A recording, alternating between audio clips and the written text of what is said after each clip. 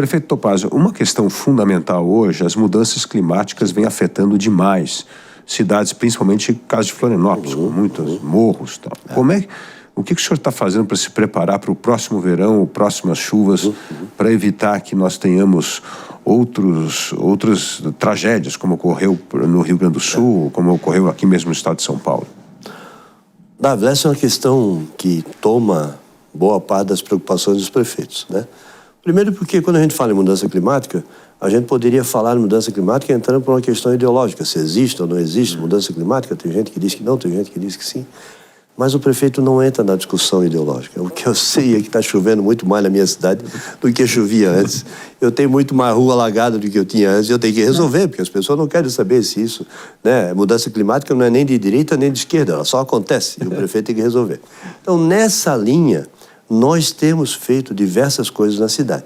Outro dia, assistindo uma palestra, a palestrante, a Sônia Bride, que se tornou uma grande palestrante nessa área. A Sônia trouxe um dado que eu ri, mas eu falei, ela tem toda a razão.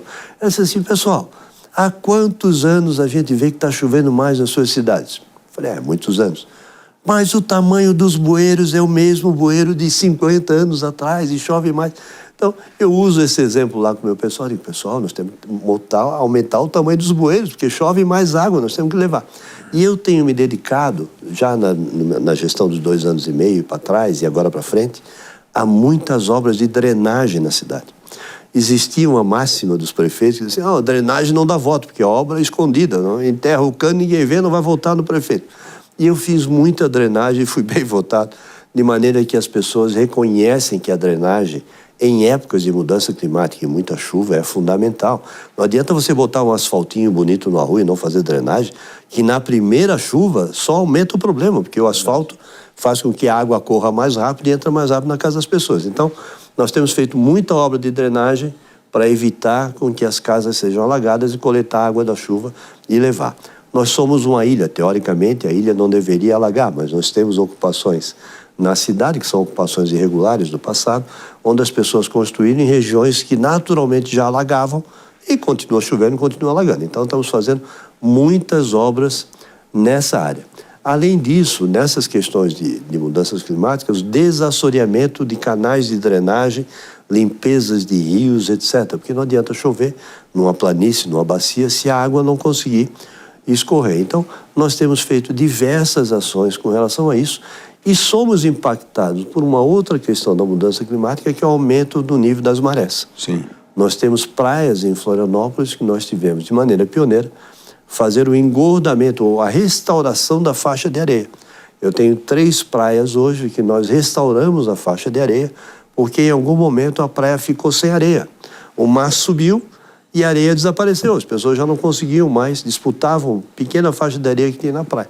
Então nós conseguimos fazer a restauração em 3 grandes praias da cidade, 40 metros de faixa de areia, o que, obviamente, melhorou muito a qualidade de vida das pessoas que moram lá e das pessoas que nos visitam no verão. Então, essa questão de enfrentamento das emergências climáticas, como tem se chamado ultimamente, eu estava agora no U20, né, Urban 20, lá no Rio de Janeiro, antes do G20, e a prefeita de Paris, por exemplo, discutia, ela tem um problema parecido com as mudanças climáticas, só que o dela é diferente.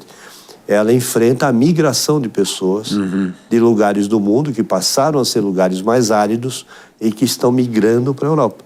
Nós ainda não temos essa situação no Brasil de maneira tão escancarada como a Europa tem, mas sem dúvida hoje eu recebo pessoas morando em Florianópolis que estão vindo de outras regiões do país, onde a vida se tornou mais difícil, porque está se tendo lá secas muito maiores do que se tinha antes, ou chuvas muito maiores do que se tinha antes, e as pessoas estão migrando para outros lugares. Prefeito, o que está sendo feito na história de ocupação irregular? O senhor acabou de mencionar, isso é um grande problema, principalmente em Florianópolis, né, por causa desses morros, e é daí que acontecem as grandes tragédias, né? É um grande problema. Nós temos as nossas encostas, nós temos um bom controle das áreas de risco, né? E as áreas de risco são preservadas para que não haja ocupação. Mas nós temos outras áreas que não são de risco e elas são ocupadas. E são ocupadas por quê? Até 2 anos atrás, nós tínhamos um plano diretor que é, digamos assim, o regramento do município que define a ocupação do território. onde pode construir, quanto pode construir, que altura pode construir os edifícios, etc. E esse nosso plano diretor, até 2 anos atrás, ele era muito restritivo e a capacidade de construção civil na cidade era muito pequena. Isso fez com que os imóveis tenham ficado muito caros, era muito difícil alguém arranjar um imóvel para aluguel, né? Então fez com que as pessoas fossem morar em regiões mais afastadas ou em regiões mais acidentadas. Então essa ocupação irregular do solo, para nós, foi um problemão, e ainda é, e nós ainda não temos soluções para isso, porque as pessoas ocupam o solo de maneira irregular. Quando você vê, já tem uma casa construída e alguém morando dentro. E aí o problema está feito, né? Então nós mudamos o plano diretor. Nós estamos incentivando, a partir do novo plano diretor, a construção de moradia de interesse social, casas mais populares, normalmente edifícios, onde a gente possa oferecer à população de mais baixa renda a possibilidade deles adquirirem a sua casa, ou através dos programas governamentais, como Minha Casa Minha Vida, e nós estamos lá agora construindo conjuntos habitacionais, e a prefeitura já tem mapeado mais de 13, 14 áreas do município que pode construir dentro do novo regramento. Fora isso, nós aprovamos no ano passado, Dávila, que vai impactar agora no futuro, uma nova legislação do retrofit. Isso. Então nós estamos agora com a possibilidade de retrofitar ou reformar, para dar um novo uso, né? De uma forma mais fácil de entender, edificações que nós temos na cidade que até então eram usadas, por exemplo, para fins comerciais. A gente sabe que as salas comerciais perderam um pouco do seu charme, porque as pessoas trabalham de casa, e eu tenho no centro da cidade de Florianópolis alguns edifícios comerciais que foram sendo desocupados. E nós agora queremos transformar esses edifícios comerciais em edifícios residenciais, construindo pequenos estúdios, pequenos apartamentos. Ah, prefeito, mas tem uma dificuldade de não ter garagem para todos os apartamentos. Tinha, no plano diretor anterior, a exigência era de garagem. E aí, hoje em dia, quantas pessoas não têm carro? Quantas pessoas andam no transporte coletivo, ou andam de bicicleta, ou andam de aplicativo? Então, isso surgiu um novo mercado em Florianópolis, que é o mercado retrofit, de edificações mais antigas, até históricas, que dentro de regras mais flexíveis, as construtoras ou os investidores podem comprar, retrofitar, reformar e, a partir daí, oferecer para locação ou para venda. Isso faz com que, se você tiver mais oferta de imóveis, o aluguel naturalmente vai baixar e você vai poder evitar que novas invasões sejam feitas. Prefeito, quais são os seus principais objetivos para esse segundo mandato? O que o senhor gostaria de deixar como legado? Bom, Dávila, não muito diferente de outros municípios, eu tenho 3 grandes desafios, vou botar 4 grandes desafios na prefeitura. O primeiro grande desafio na prefeitura é aproximar a prefeitura cada vez mais do cidadão. Como é que se faz isso? Desburocratizando, facilitando os processos, digitalizando os processos, para que o cidadão possa, da mesma forma que o cidadão resolve a vida dele no WhatsApp, no aplicativo, ele tem que resolver com a prefeitura. Nós já caminhamos muito nos últimos 2 anos, mas eu ainda tenho muito para fazer e tenho que acelerar, porque cada vez mais as pessoas querem isso. Então, esse é o primeiro grande desafio. O segundo grande desafio nós já tratamos aqui, a questão da mobilidade. Florianópolis, depois de Brasília, é a segunda maior renda per capita do Brasil. Nós temos um salário médio de R$5.000 na cidade. É claro que quando eu olho para o lado, não vejo tanta gente assim que ganha R$5.000, mas a média, né, na média, é R$5.000 por ser uma capital, ter lá todo o poder judiciário, o poder legislativo, o governo do estado, todos os tribunais, a média sobe, né? Mas o que eu quero dizer com isso? Uma faixa de renda mais alta, as pessoas têm capacidade de comprar o seu veículo próprio. E o sonho de todo brasileiro, salvo o melhor juízo, é crescer, arranjar um emprego e comprar o seu carro. Ou, mais modernamente, no mínimo, comprar a sua moto.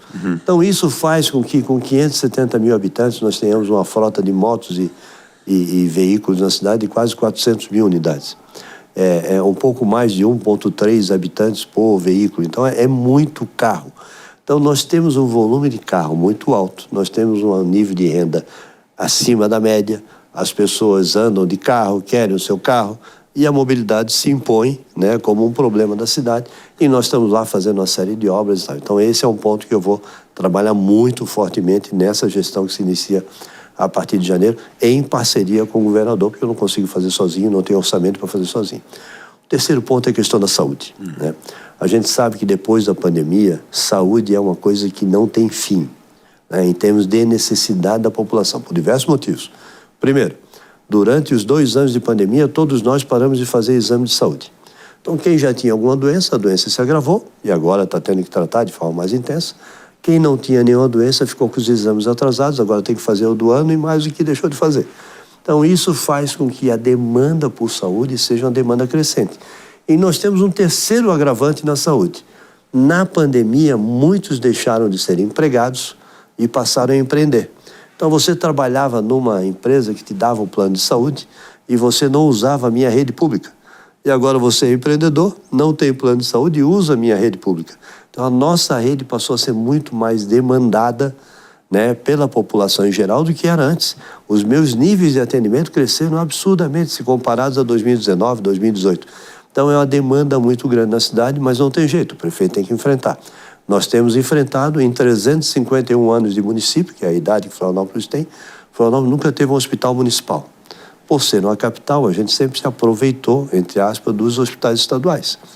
Mas não davam mais conta, porque a população vem crescendo, etc. No ano passado, nós pegamos o antigo terminal do aeroporto de Florianópolis, que agora é um aeroporto novo, uma área de 10 mil metros quadrados e construímos o primeiro hospital municipal. Então, hoje nós temos o que nós chamamos de multi-hospital, que é um grande equipamento de saúde com 7 centros de atendimento à saúde diferentes. Nós temos uma unidade de pronto atendimento, uma unidade para transtornos mentais, uma ótica pública. Então, em Florianópolis, se você tem problema de vista, você vai, o oftalmo te dá a receita, você vai na ótica e sai com óculos de graça. Pode escolher a armação, mais bonitinha, menos bonitinha, mas sai de graça e a gente está resolvendo um problemão da cidade, porque antes as pessoas tinham a receita, mas não tinham dinheiro para fazer o óculos, agora pelo menos tem. Então, esse multi-hospital foi uma inovação na cidade, está tendo um sucesso estrondoso na cidade, um volume de pessoas se tratando e tal, e nós colaboramos com a saúde do Estado. E agora, então, na minha nova gestão, esse multi-hospital fica na região sul, vou fazer um multi-hospital na região norte. Então, que é um pedido também da população e vou atender esse pedido porque é necessário. Então, além desses 3, o quarto grande desafio é o desafio da educação, né? Então, eu tenho um desafio, um compromisso de melhorar os indicadores do IDEB, de aumentar a escola em período integral, dobrar o número de alunos em período integral em 4 anos e resolver definitivamente a pequena fila de alunos que eu tenho para a creche, que a gente vai resolver isso, não vai demorar muito.